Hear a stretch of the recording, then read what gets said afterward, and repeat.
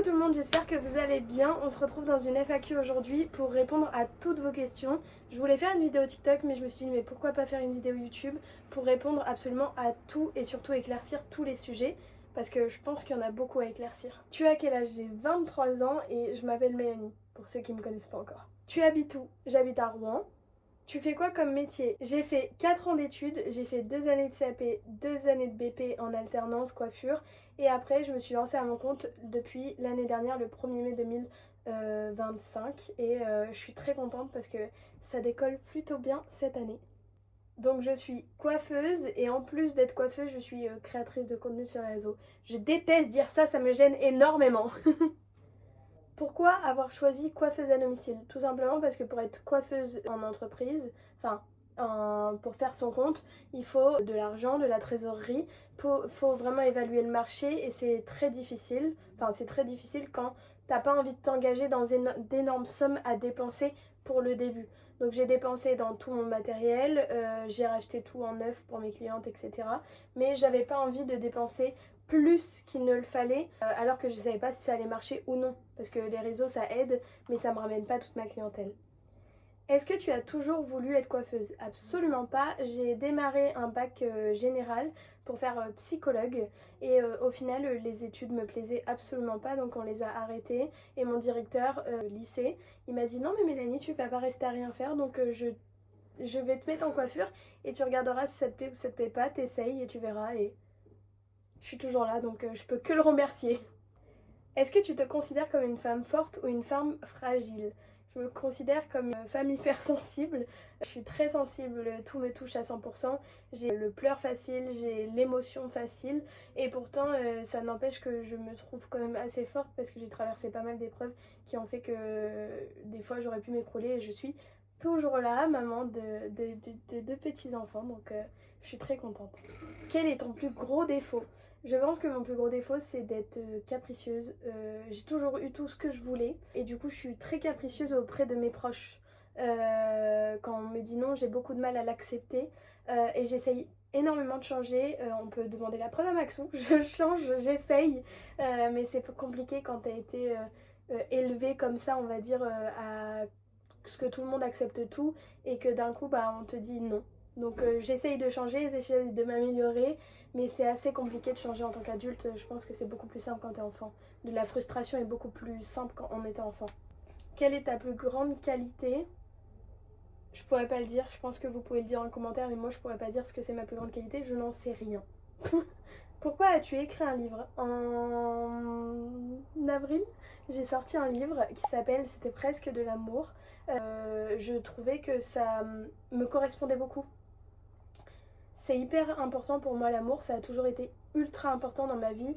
Je dépends de l'amour, je suis une amoureuse de l'amour et du coup écrire un livre sur l'amour alors que moi j'adore exprimer mes sentiments, exprimer mes émotions, exprimer tout ce que je ressens. Je trouvais ça hyper important de le faire et en fait quand j'ai eu l'idée je me suis dit mais fais-le, teste, ça marche, ça marche, ça marche pas, ça marche pas. Tant pis, t'auras essayé et je suis très contente qu'il soit sorti. Il est en vente dans les librairies, Cultura, Fnac, etc. en précommande et on m'a dit plein de bons commentaires en disant qu'il était génial donc je suis trop contente. Quel est ton plus grand rêve? Être 100% heureuse. Et que vous me suiviez encore pendant très longtemps parce que j'adore ce que je fais, j'adore les réseaux et j'aimerais continuer encore ça très longtemps et j'aimerais pouvoir en vivre, j'en vis absolument pas et j'aimerais parce que c'est vraiment quelque chose qui me passionne mais pour autant je n'arrêterai pas la coiffure parce que j'adore aussi. Est-ce que tu es en couple? Oui, je suis en couple avec Maxime.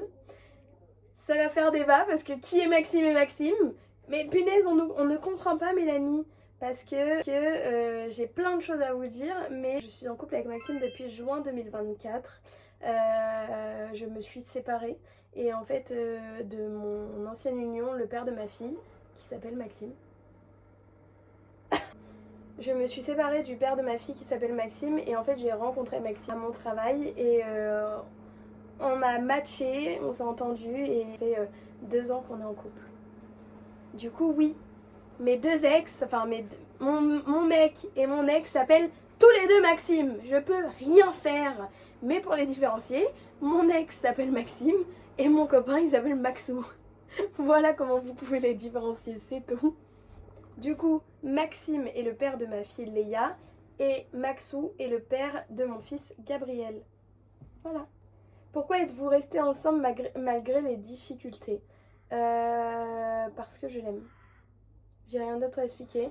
Je crois énormément en nous. Je pense qu'on peut aller très très loin.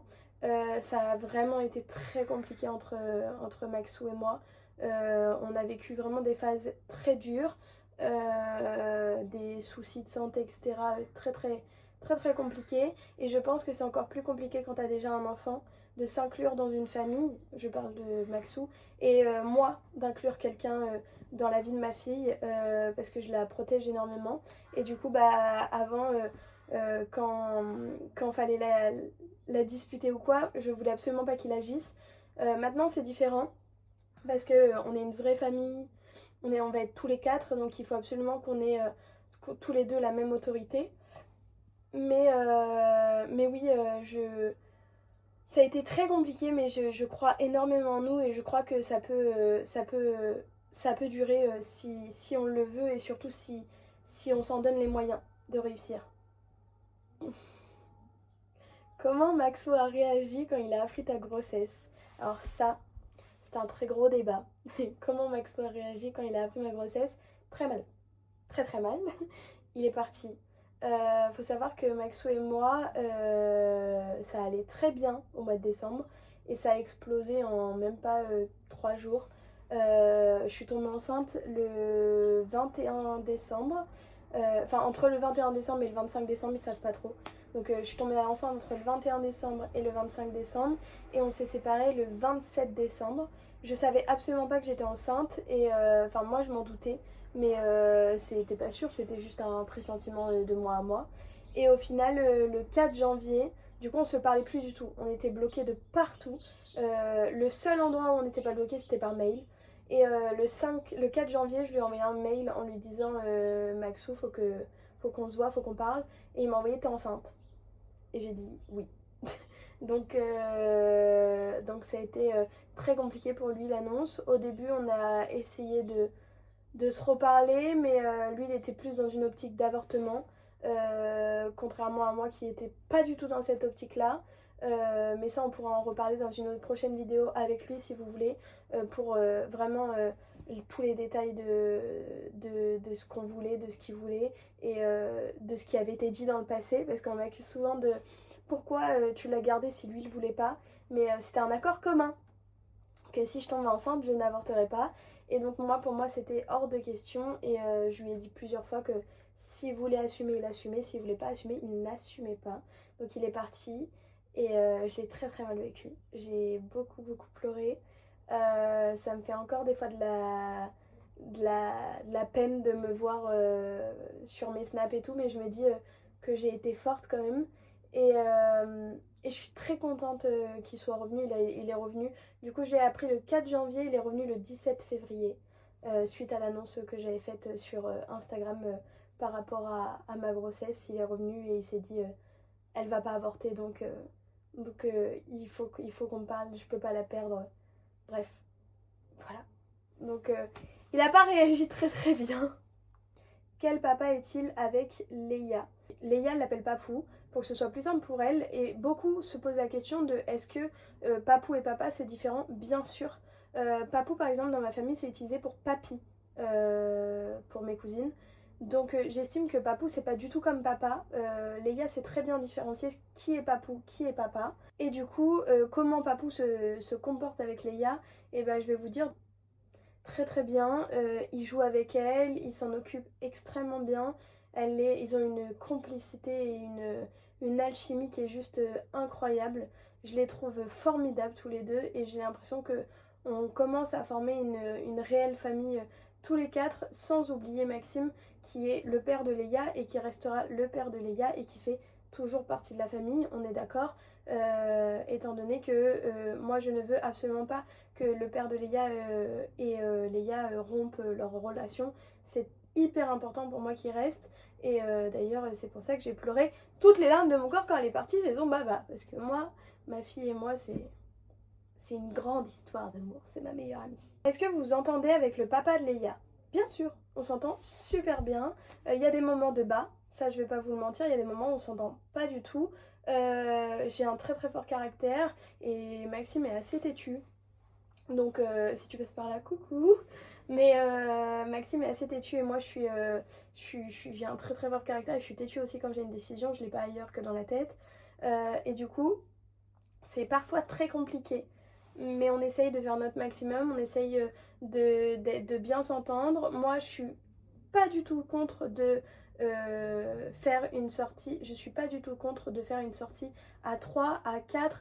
Moi, je suis très contente si on se fait des repas tous les 5 avec sa copine et avec Maxou et plus tard avec leurs enfants et mes enfants. Je veux absolument que Léa se sente au mieux dans cette famille, qu'elle se sente inclue partout. Que ce soit si Maxime refait sa vie avec des nouveaux enfants, je veux qu'elle se sente inclue chez lui et je veux qu'elle se sente inclue chez moi. C'est hyper important. J'ai décidé de me séparer. C'est pas pour autant que ma fille a décidé de se séparer de son papa. On est bien d'accord. J'ai décidé de séparer nos vies amoureuses, mais j'ai pas décidé de séparer notre famille. Pour moi, Léa n'a rien à voir avec ma séparation de Maxime et moi. Donc elle n'a pas à être inclue dans des histoires d'adultes qui ne la regardent absolument pas. Et surtout qui peuvent lui causer des traumatismes qui ne sont, enfin, que j'ai pas envie qu'elle ait. Parce que c'est pas à l'enfant de subir les mauvaises relations des parents. Donc oui, on se dispute de temps en temps, mais jamais à côté de Léa.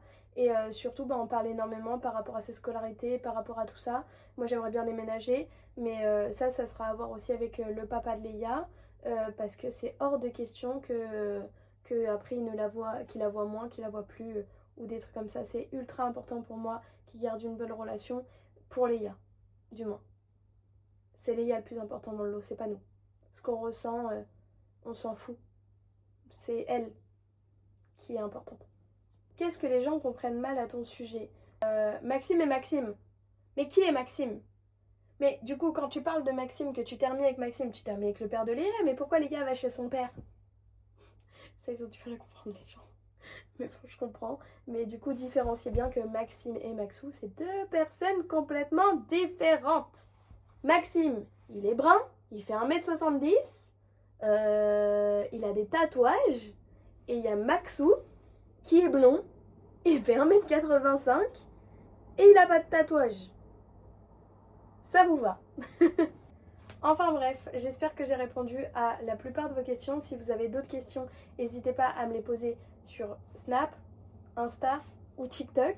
Et j'y répondrai, je vous referai une vidéo. Dites-moi si ça vous a plu. N'hésitez pas à mettre un like, à vous abonner et surtout à partager. En tout cas, je vous fais plein de gros bisous. Et Gabrielle et moi, on vous souhaite une bonne soirée. Bisous!